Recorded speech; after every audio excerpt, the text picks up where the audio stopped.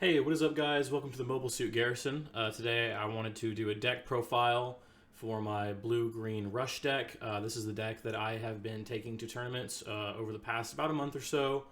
It is my winningest deck so far, I would say. I got second place at the tournament at San Japan that I went to, and I also got sixth place at my new type challenge at my local store. I was actually one burst away from going undefeated in that event. So I'm definitely really liking the way that this deck turned out. I wanted to do kind of a casual but informative video to go over kind of the what and the why of this deck for everybody that has been contributing to it and everybody that is curious about this variant of the deck going into Dallas pretty soon at the side events and also the Gundam Regional. So we're just going to go over the deck really quickly. Just kind of explain some of the choices that I've made, some of the card inclusions and exclusions. And yeah, I think it'll be just kind of a good piece of information to take into future tournaments for the rest of Gundam's first set. So just kind of getting the boring stuff out of the way first, we're running 4 GM, 4 gun tank, 3 of the GDO1 Zaku 2, and 4 of the starter deck Zaku 2. These are our 1-drops. Really, you want to get as many bodies out on the board as quickly as possible, especially in those early turns, and these 1-cost units are all really great ways to do that. As you can see, we're running a total of 15 of these 1-drops. Gun tank is also just nice to get that extra little ping that actually comes up more often than you might think. And of course, Zaku 2, this is really kind of the star of the show whenever it comes to these 1-drop units, because this is going to be your way to crack your opponent's EX base as early as possible. In a lot of matchups, you are going to be kind of mulliganing rather aggressively for that starter deck Zaku 2, so that's definitely something that you want to pay attention to whenever you are doing your mulligans at the beginning of a game. Next up, we are running 4 gun cannon, 4 Jagan, and 3 G-Fighter, as well as 3 Rizel and 2 Anksha for our 2-cost units. We're running 4 gun cannon because this is a Sayla Mass version of the deck. This is a version of the deck that is really focused on getting as much variety, or not necessarily variety, but as much like ability to link as possible. So this is a deck that runs Amuro and Sayla as their 2 pilots. Gun cannon can link to both because it links to the white base trait, so that is, you're going to see kind of as a theme alongside the G-Fighter and one more unit that I'll show here in a moment, is that these are going to be kind of your universal links that are going to link to all 8 of your pilots, meaning that no matter who you're seeing, no matter who you're bursting or kind of getting in those first few draws, you're going to be able to pull the link out of your back pocket, which is going to be really important for this deck as kind of the main selling point of the reason to play this variant is that it's just pure speed. There's really not a lot of kind of technicality going on here. There's really not a ton of ability to last into the later turns. Although stuff like gun cannon does provide you with a little bit of anti-aggro tech. I think that this deck is very good at combating the mirror.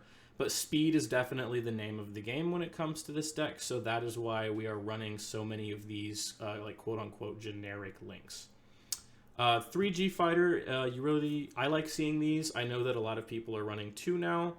This is the profile for the deck that I took to my events, that I got my wins with, so I like seeing the G-Fighter because I do think that the high maneuver in the later stage of the game is something that is going to get you more wins, being able to get that out on the board. We're running 4 Jagan. I think Jagan is a really great card. It basically turns itself into a 1-drop with an extra 1 HP because of just the massive spread of Federation units that we're running in this deck.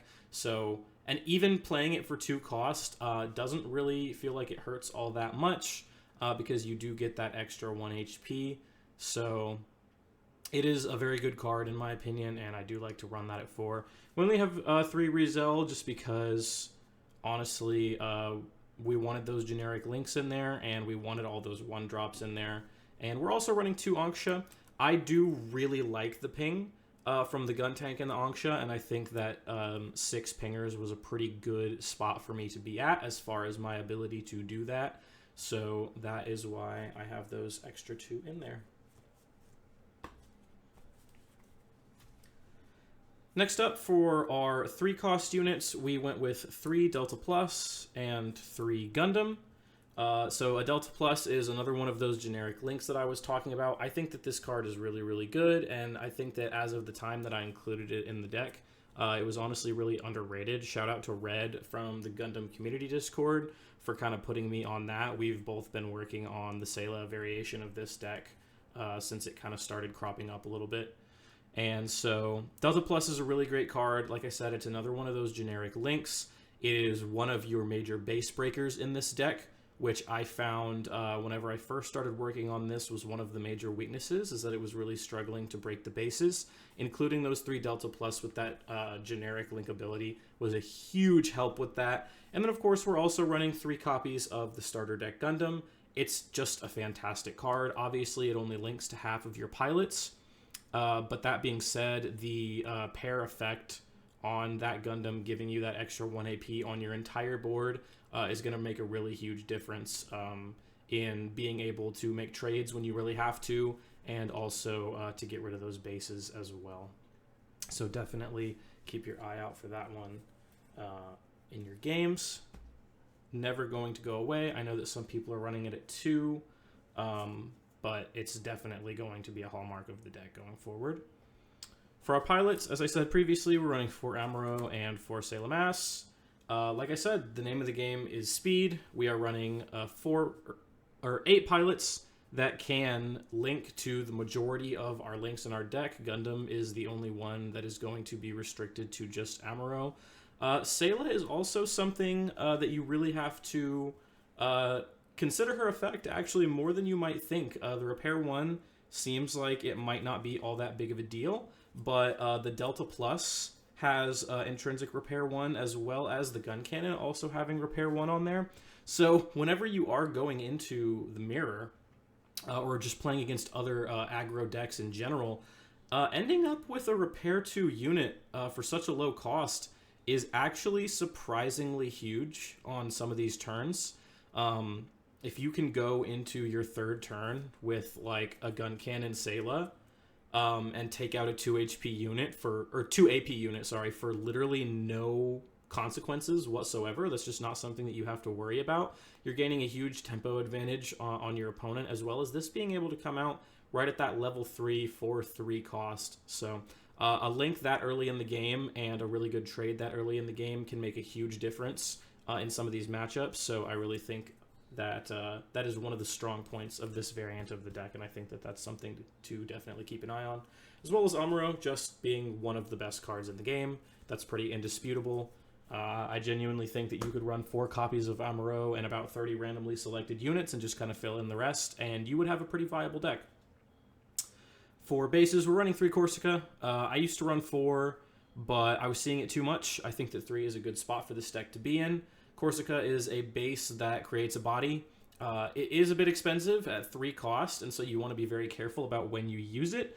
But if you need a base, you need a base, and in a deck like this, having a base that also deploys a unit is just invaluable. As well as if you do end up getting to your 2nd Corsica base on your own turn, getting those 2 Leo tokens and getting 2 bodies for the cost of this 1 card is really, really, really nice. They are vulnerable to all of the things that tokens are usually vulnerable to, but in a deck like this, having those extra 2 bodies can genuinely just win you the game straight up if you see that Corsica at the right time. So definitely the best base option for this deck, in my opinion. And then for kind of our tech card, the star of the show, in my opinion, and a deck that won me a lot of games at my new type challenge, we have Citizens Take a Stand. This card is extremely, extremely good. It is really just a fantastic card. I think that it gets overlooked and has been overlooked in the past. I decided to take it to new type challenge because I was struggling to break bases. This card turns really close games into decisive victories. Getting that 2 AP on your entire board turns, for example, 3 units needed to break a base into only 2. That gives you an extra attack on shields. And there are even some combinations that are going to allow this to turn some of your weaker units into breaking a shield all on their own, like starter deck Zaku 2, for example. That's going to be able to break a 5 AP base just by being on the board and having this Citizens Take a Stand come out. It is also burstable, so if this goes into your shields, you are going to see it pretty much guaranteed throughout your match. And I think it's just honestly like a huge game changer. I definitely think that this is worth including a couple of in your deck, and I think that you should give it a try if you are running this variant of the deck.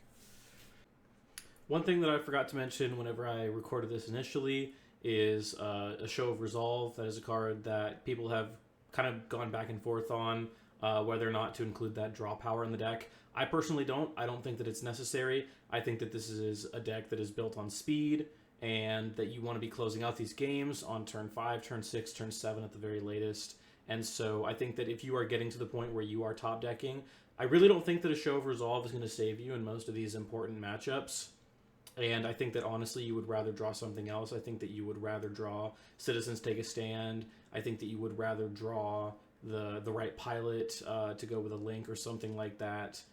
Maybe to complete like your high maneuver from the G Fighter or something like that. So I don't think that a Show of Resolve is necessary for this deck. I don't think that it is really a massively good inclusion. You can feel free to disagree. If you like having that extra 1 or 2 cards of draw power in there, more power to you. I personally do not think that it aligns with the goals of the deck well enough, and so I elected not to include it. Just wanted to kind of put this in here since I feel like that is definitely a point of contention in the deck discussion, and so I wanted to make sure that I covered it. So now that we've gone through all of the cards, I just kind of want to go through a little bit of the facts about the matchups, just what the deck's strengths are, what the deck weaknesses are, and the way that you're going to want to play going forward, especially if you're going to be taking this to a new type challenge or to regionals or anything like that. So just to kind of go over the major matchups that you're going to see, any greedy white variant deck, like a super high-end blue-white, super high-end green-white, genuinely, you're going to stomp those matchups pretty quickly. This is a deck that had some games over in between like 5 and 10 minutes.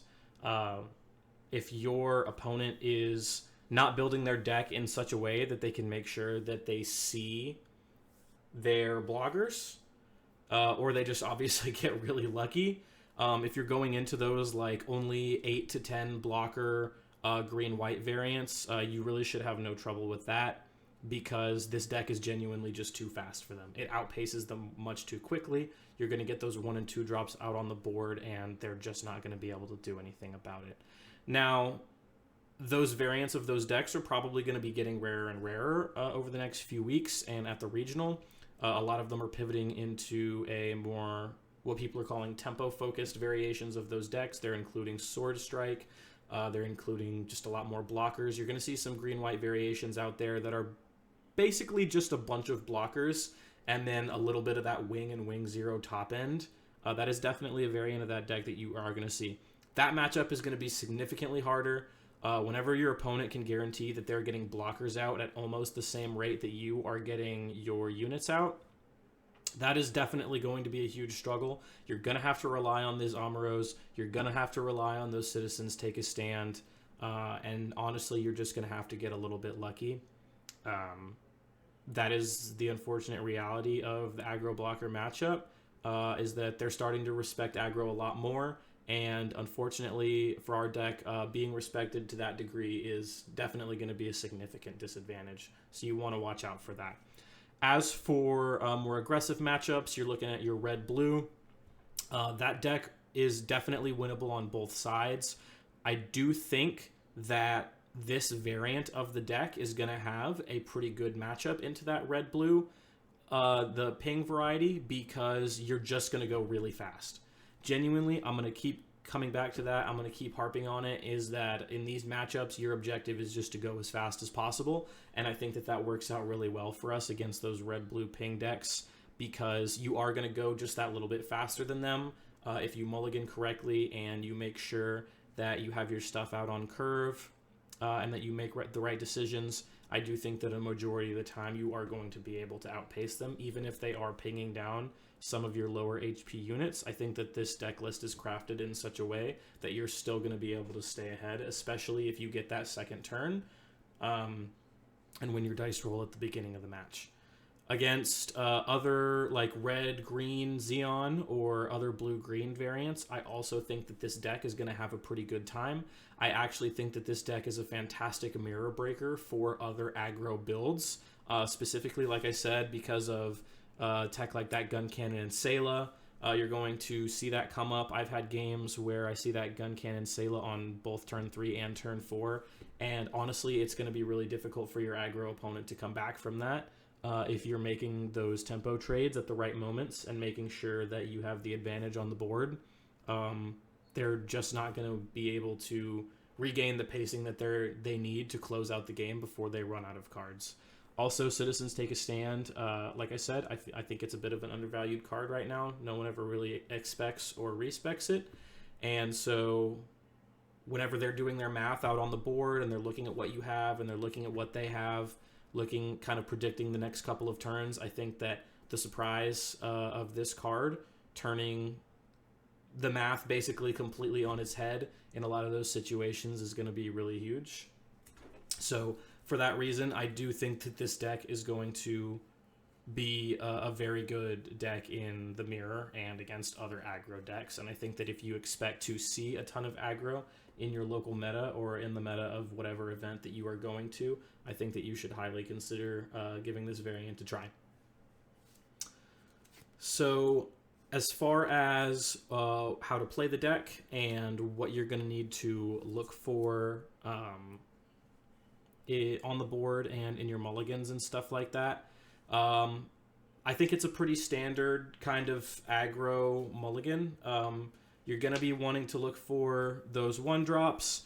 I do think that you, in most cases, are going to want to mulligan pretty aggressively for that Zaku 2. Breaking that base as early as possible is absolutely one of the most important things you can do in the first few turns of a game in this deck. So that is definitely something to aim for. I think that, to be honest with you, an ideal hand in a blind matchup is going to be, you're going to want to see that Zaku, you're going to want to see the 2-drops, you're going to want to see perhaps one of those early links to take advantage of certain matchups, and then something like a base or another one of your lower cost units, whatever that may be. I think that that is kind of going to be your ideal hand. I think that that is what you would want to aim for in a lot of these situations. But one of the things that I really like about this deck is that you are running all of these 1-drops. You are running 8 pilots that can link to anything in your deck, basically. You are running, your major cards like your pilots and your Citizens Take a Stand, those really like swingy plays that you're going to want to see. Those are burstable cards, so you don't really have to worry about losing those into your shields. And then with everything else, you're running everything, at 3 or 4 copies almost. And so I think that one of the benefits of this deck, one of the major strengths, is that you can expect to see the things that you want to see, which is something that matters a lot to me. Consistency is something that I value a lot in a deck, and I think that these aggro variants, this one in particular, has that as a strong suit compared to a lot of other Gundam decks. So I definitely think that if that is something that you are looking for, that is something that you are going to find here. It is genuinely relatively rare to get an unplayable hand on this deck, which is something that I put a lot of value on. So I think that's going to be just about it. Let me know if I missed anything. If you have any questions, or if you just have anything to share opinions-wise, gameplay-wise about this deck, feel free to drop it in the comments. I would love to have a chat. I would love to discuss. Once again, shout out to everybody in the Gundam community Discord who's been working on this deck with me and making suggestions and posting results and all that. It's been a really great time.